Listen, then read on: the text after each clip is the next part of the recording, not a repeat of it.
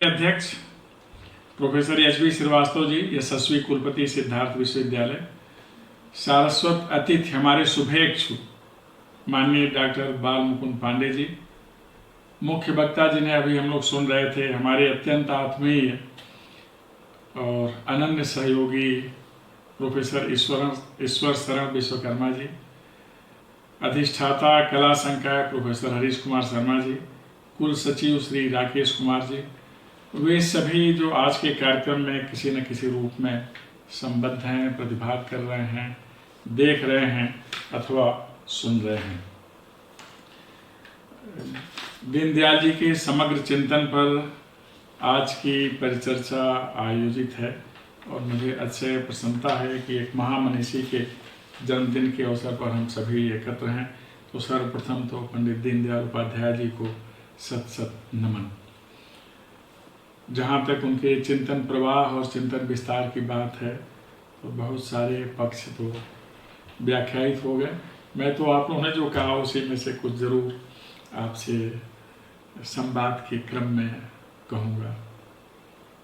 आरंभ में ये जो बातें कहेंगे उसी से मैं आरंभ करता हूँ। बुद्ध का बोधत्व और पंडित दीनदयाल उपाध्याय जी का राष्ट्रत्व, दोनों की भावभूमि एक ही है। दोनों ने ही आरंभिक जीवन में ही कष्ट और बिछोह का मर्म जान लिया था, इसलिए दोनों ने एक ऐसी साधना की जिसमें समग्र मानवता के कल्याण की बात निहित थी। और इसीलिए जब दीनदयाल जी के बारे में विचार करते हैं तो लगता है कि दीनदयाल जी एक ऐसे इंसान हैं जो समग्रता और मानवता के भाव से ओतप्रोत थे, क्योंकि समग्र कल्याण उनका अभीष्ट था। इसीलिए जीवन में साधुता की प्रतिष्ठा के लिए प्रयत्न किया और राजनीति को साधुता से ही संचालित करने का भी निरंतर प्रयास किया। एक ऐसा व्यक्ति जिसकी सर्व मान्यता हो, जिसके चिंतन की सर्वग्राह्यता हो और अहंकार शून्य हो, ऐसा दुर्लभ होता है। दीनदयाल जी को कहा जाता है कि कष्ट उठाने की क्षमता रखने वाला एक महामानव जो पूर्णतः अहंकार शून्य स्वयं सेवक था, और स्वयं सेवक होने के नाते ही एक विरल किस्म के संगठन करता थे। और वह संगठन करता महत्वपूर्ण होता है जिसमें कार्यकर्ता उत्पन्न करने की क्षमता हो और प्रत्येक कार्यकर्ता में नेतृत्व की क्षमता भर दे, ऐसा भाव हो। दीनदयाल जी इसी के संदर्भ में और इसी के रूप में जाने जाते हैं। इसलिए असाधारण प्रतिभा संपन्न व्यक्ति जो देखने में नितांत साधारण हो, लेकिन कितने असाधारण कि उनकी वाणी सुनिए, उनका लेख देखिए, उनकी जो एक किताब संस्कृत है, वन नाइट बुक जिसे कहा जाता है, उसे पढ़िए तो लगेगा कि चिंतन का कितना गंभीर और व्यापक फलक था। पूर्णतः अनुभव सिद्ध, उन्हें ज्ञान सिद्ध और अनुभव सिद्ध व्यक्ति कहा जाता है, जिनके मन में केवल और केवल राष्ट्र का चिंतन था। राष्ट्र का अभ्युदय कैसा हो और प्रत्येक भारतीय का अभ्युदय कैसे हो, यह उनके चिंतन का प्रमुख विषय था। इसीलिए जब वह राष्ट्र की बात करते हैं तो उसमें संस्कृति आती है, जब संस्कृति की बात करते हैं तो सांस्कृतिक राष्ट्रवाद आता है, और जब मानवीय पक्ष की चर्चा करते हैं तब फिर एकात्म मानववाद आ जाता है। ये उनके चिंतन के प्रमुख विषय हैं। और इनके इस व्यापक सोच को लेकर, उनके चिंतन को लेकर और उनके व्यवहार को लेकर, जिसमें विनय भी है, विवेक भी है और विपुल विचारधारा भी है, उनके समकालीन लोगों ने उनके बारे में अद्भुत बात कही। हिरेन मुखर्जी तो साम्यवादी विचारधारा के लेखक थे। उन्होंने कहा कि यह तो राजनीति के अजात शत्रु हैं। समाजवादी विचारक थे श्रीनाथ पै, उन्होंने कहा यह तो सुभाष, तिलक और गांधी की धारा के मनीषी हैं। वैसा ही चिंतन इनका है। और जब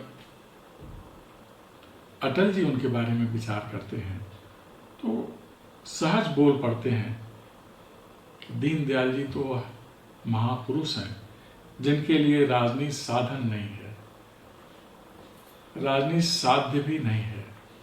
राजनीति जनहित का उपक्रम है। इसलिए राजनीति के माध्यम से लोगों को कैसे जोड़ा जाए, यह दीनदयाल जी का अभिष्ट था। इसीलिए अहंकार रहित होकर संगठन की सेवा वह निरंतर करते रहे और सेवा में जो उनका विचार था वो भारत की परंपरा से अनुप्राणित था। इसलिए दीनदयाल जी जब राष्ट्र का चिंतन करते हैं, संस्कृति का चिंतन करते हैं, तो अपनी परंपरा को विस्तार देते हैं। उन्होंने कहा कि भारत जिसके लिए सब कुछ करना है, जिसके लिए उनके जीवन का क्षण क्षण समर्पित था, शरीर का कण कण समर्पित था, उसके लिए कहना था कि यह भूमि का टुकड़ा नहीं है, यह तो हमारी मातृभूमि है। और ऐसा कह के और जो अथर्ववेद में निरूपित है, पृथ्वी सूक्त में माता भूमि पुत्रो अहम पृथिव्या, इसका उद्घोष करते हैं कि हम सब इस माँ के पुत्र हैं और इसके लिए जितना भी करें वह कम ही होगा। कोई पुत्र अपने माँ के ऋण से ऋण नहीं हो सकता। तो भारत तो हमारी ऐसी माँ है। और इसीलिए जब राष्ट्र की रचना की बात होती है, हमेशा कहते हैं कि भूमि जन और संस्कृति के संघात से राष्ट्र का उद्भव होता है। इसलिए भूमि भी महत्वपूर्ण है, जन भी महत्वपूर्ण है और संस्कृति भी महत्वपूर्ण है। हमारा राष्ट्र तो दुनिया का सबसे पुरातन राष्ट्र है। हमारे राष्ट्र के बारे में तो विष्णु पुराण में लिखा भी है, उत्तरम यत् समुद्रस्य हिमाद्रश्चैव दक्षिणम वर्षम तद् भारतम नाम संतति यत्र भारती। जिसके उत्तर में हिमालय हो, दक्षिण में समुद्र हो, उसके बीच का जो क्षेत्र है वो भारत है और वहाँ की जो संतति है वह सभी भारतीय है। इसलिए प्रत्येक भारतीय वंदनीय है। कारण कि भारत भूमि तो ऐसी है जहाँ देवता आने के लिए तरसते हैं और इसलिए यह ऐसी भूमि है कि यह संस्कृति परिवेष्टित है। हमारा जो राष्ट्रवाद है यह राज अधिष्ठित नहीं है, राजसत्ता की बहुत महत्ता नहीं है, यह तो संस्कृति परिवेष्टित राष्ट्रवाद है। इसलिए जब राष्ट्र की बात करते हैं तो उसमें सभी भारतीयों का स्वतः समावेश होता है। जब राष्ट्र की बात करते हैं तो उसमें निरंतर प्रगति का भाव होता है, सबको लेकर चलने का भाव होता है। जब राष्ट्र की बात करते हैं तो उस भारत भूमि की बात करते हैं जिसमें रहने वालों के लिए सम्मान भी है और उनका स्वाभिमान भी है, जहाँ का हर व्यक्ति, जिसे हम अंतिम छोर पर खड़ा हुआ व्यक्ति कहते हैं, उसके अंदर सामर्थ्य देखते हैं दीनदयाल जी कि उस नर में नारायण बनने की क्षमता है। इसलिए नर से नारायण तक की यात्रा कराते हैं उस हाशिए पर खड़े हुए इंसान को, व्यक्ति को। ये भारत तो महान इसीलिए है कि इसमें ऐसा भाव है। इसलिए कोई भी सत्ता हो, कोई भी व्यवस्था हो, उसे हमेशा इसका ध्यान रखना चाहिए कि कोई व्यक्ति अपने को हाशिए पर खड़ा न समझे। हाशिए पर खड़ा व्यक्ति भी देश की मुख्य धारा का अपने को कार्यकर्ता समझे और भारत के विकास में सहभागी भी समझे और उसका हितग्राही भी समझे। यह दीनदयाल जी का चिंतन था। हमारी जितनी आर्ष परंपराएं हैं सबको लेकर के दीनदयाल जी आगे बढ़ते हैं। इसीलिए उनके चिंतन में बोधगम्यता भी है और जो मौलिकता जिसे कहते हैं, जिसमें भारतीय परंपराएं हैं, सबका समावेश है। मूलतः वो आध्यात्मिक चिंतन को विस्तार देते हैं। हिंदुस्तान में जो भी आध्यात्मिकता के भाव थे, सत्य, प्रेम, करुणा, अहिंसा, शाश्वत स्नेह, साथ साथ चलना, साहचर्य, इसको लेकर के चलते। इसीलिए भारत भूमि पर वह सप्त जाह्नवी के आग्रही थे।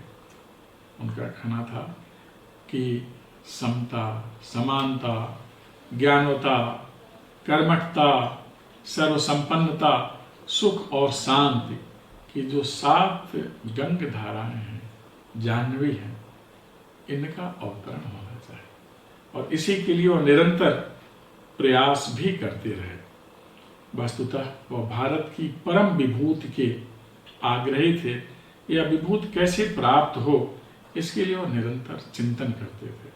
उनका कहना था भारत की संस्कृति यथार्थतः हिंदू संस्कृति, भारत का राष्ट्रीयता हिंदू राष्ट्रीयता, हिंदू एक जीवन शैली है, हिंदू हमारी आध्यात्मिक परंपरा का उन्नयन है, सभी सूत्रों का समुच्चय है और एक ऐसा समुच्चय जिसमें सर्वत्र एकात्मकता का भाव है। इसलिए जब एकात्मकता के सूत्रों की बात करते हैं दीनदयाल जी, तो वह व्यष्टि, समष्टि, सृष्टि और परमेष्टि की बात करते हैं कि सब में एक सूत्रता है और सभी में हम भारत की खोज कर सकते हैं, भारतीयता के भाव को देख सकते हैं। और यही जो भारतीयता का भाव है भारत के राष्ट्रवाद का परिचायक है। जैसे संस्कृति हमारी परिचायक है, संस्कृति किसी भी व्यक्ति, व्यवस्था, समाज, राष्ट्र का परिचायक होती है, उसी तरह भारतीयता का भाव ही इस भारत राष्ट्र का परिचायक है। वस्तुतः संस्कृति कवच भी है, अवलंब भी है और प्रेरणा भी है। हमेशा इस बात को लेकर के दीनदयाल जी आगे बढ़ते रहे। जब इस संस्कृति की बात करते हैं तो भारत की सांस्कृतिक विशेषताओं का उल्लेख करते हैं और तब वह पश्चिम से तुलना करते हैं। जब एकात्म मानववाद की बात करते हैं तब वह पश्चिम से तुलना करते हैं। जब वह राष्ट्रवाद की बात करते हैं तो पश्चिम से तुलना करते हैं। दीनदयाल जी के शब्दों में जो पश्चिम का राष्ट्रवाद है, राष्ट्र है, वह प्रतिक्रियागामी है, वह प्रतिक्रिया स्वरूप है, वह क्षेत्रीयता का आवरण लिए हुए है। हिंदुस्तान का राष्ट्रवाद किसी विरोध का स्वर नहीं है, यह नैसर्गिकता का परिचायक है, यह हमारी परंपरा में है, हमारी प्रवृत्ति में है, हमारे परिचय में है, इसलिए हम ऐसा करते हैं।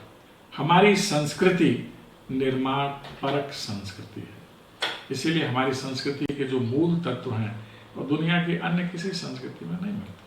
हमारी संस्कृति में समावेशन है, जो भी इस देश में आया, जहाँ की भी संस्कृति आई, यहाँ की संस्कृति में समाविष्ट हो गई। आप सभी उस स्थान पर हैं, दीनदयाल उपाध्याय गोरखपुर विश्वविद्यालय का ध्येय वाक्य आनो भद्रा कृतवो यंतु विश्वतः, विश्व की सभी दिशाओं से शुभ विचार आने दें।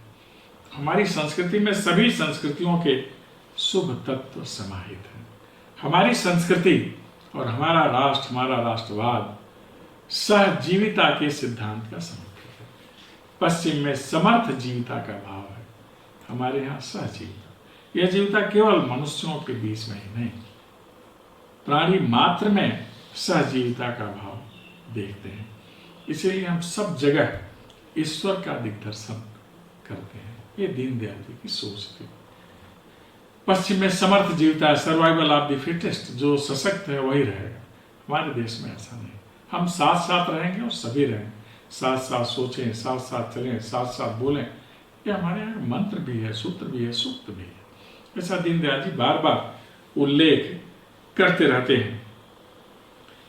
जो पश्चिम की व्यवस्था है उसमें व्यक्ति और समाज में विभेद है।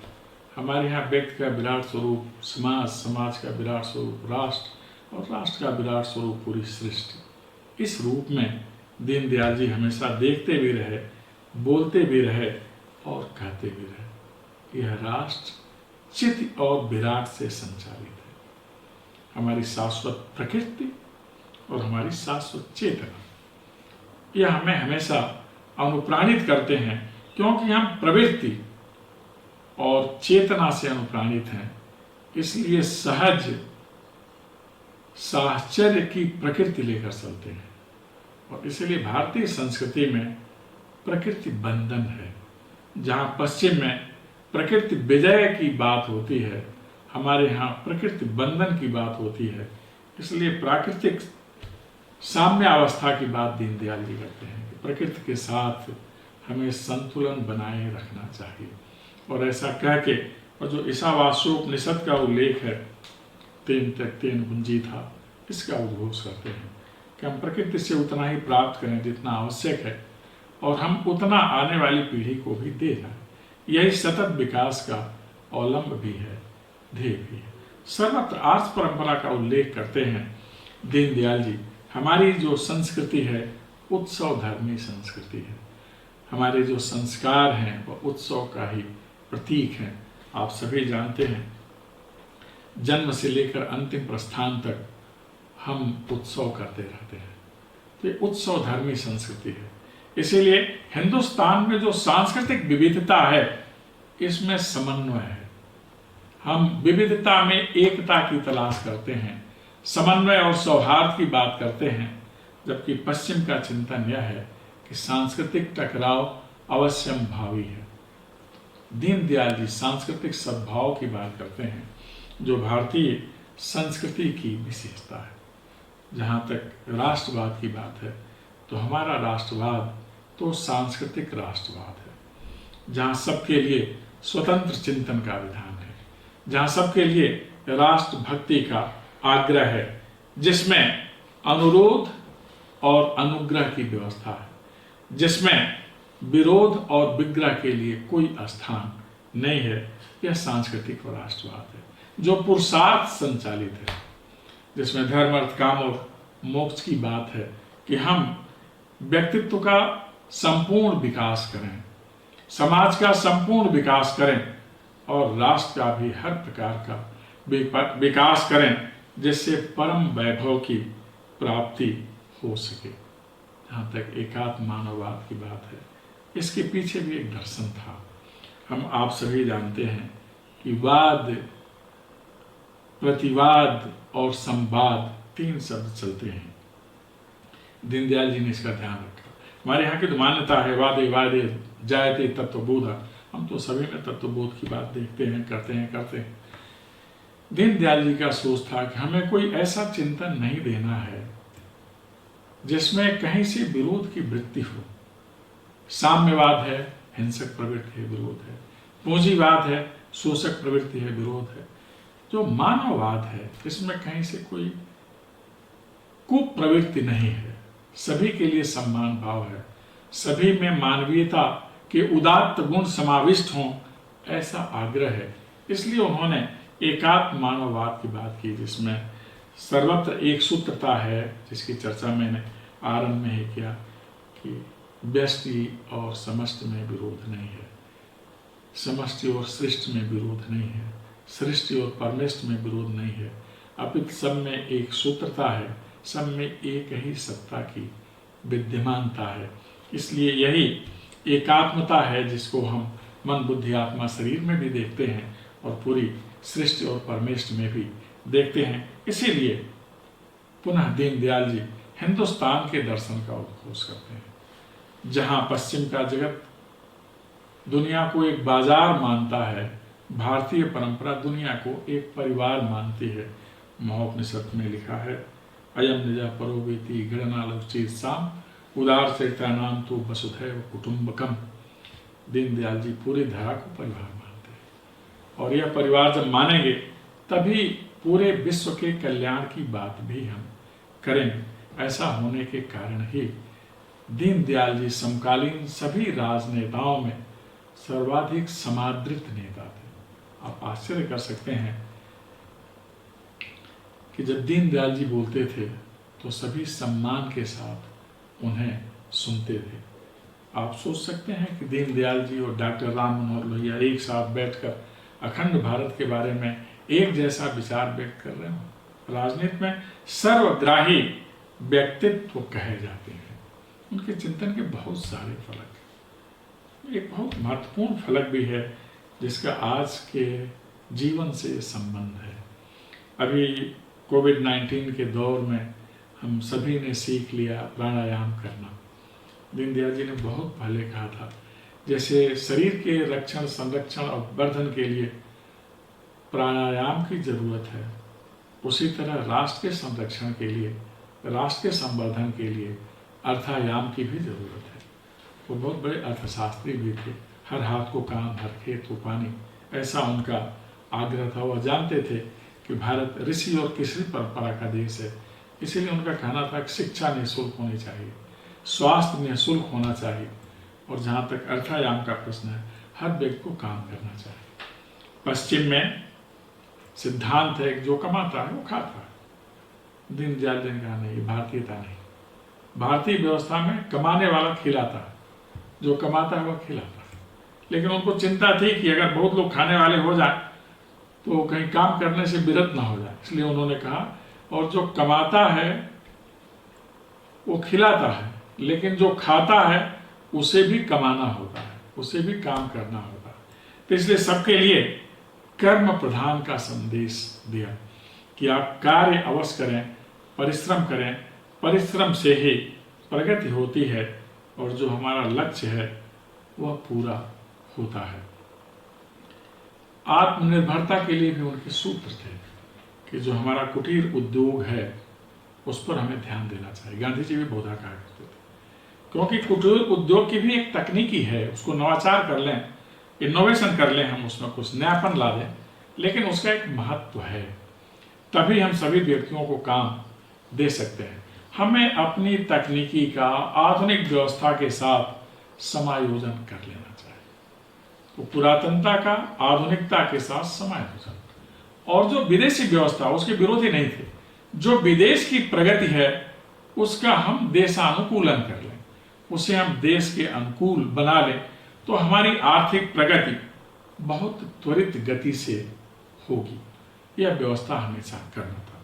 कृषि के लिए आप लोग जानते हैं ज क य बराबर ई का सिद्धांत उन्होंने औद्योगिक क्षेत्र में दिया, जहाँ जन, कर्म और यंत्र के माध्यम से समाज की इच्छा की पूर्ति करनी होती है, और मनुष्य, माल, मुद्रा, मशीन, प्रबंध शक्ति, बाजार, ये सब मिलकर जो सामयिक व्यवस्था है उसमें एक देश की स्थिति को सुदृढ़ करते हैं। इसका भी नियोजन सतत होते रहना चाहिए। आज के दौर में मूल बात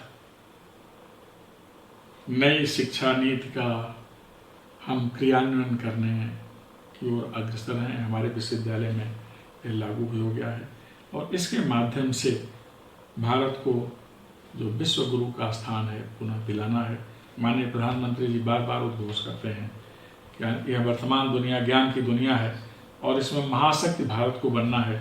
यह रास्ता विश्वविद्यालयों की ओर से होकर ही जाता है, और दीनदयाल जी इसीलिए सबकी शिक्षा के आग्रही थे, और इस शिक्षा में हमेशा नूतनता होनी चाहिए। नूतनता के साथ जो हमारी आध्यात्मिकता है, हमारी पुरातन मान्यताएं हैं, हमारी संस्कृति है, सांस्कृतिक विरासत है, इसका ध्यान रखना चाहिए, क्योंकि हमारी शिक्षा नीति की आत्मा भारतीय है। तो इस भारतीय आत्मा का विस्तार होना है और वैश्विक फलक पर भारत को महानतम राष्ट्र बनाना है। यह आज के भारत का ध्येय है, जिसका सपना दीनदयाल जी ने देखा था कि हम अपने राष्ट्र को इतना अच्छा बनाएं कि हमारे पूर्वजों ने जो छोड़ा था उससे बहुत अच्छा हो, और भावी पीढ़ी के लिए ऐसा कर जाएं कि भावी पीढ़ी को इस राष्ट्र पर गर्व हो। आइए हम सब मिलकर दीनदयाल जी के सपनों को पूरा करने में अपना योगदान करें। आप सभी ने एक महत्वपूर्ण विषय पर एक कार्यक्रम आयोजित किया, इसके लिए आप सभी को बहुत बहुत धन्यवाद। नमस्कार।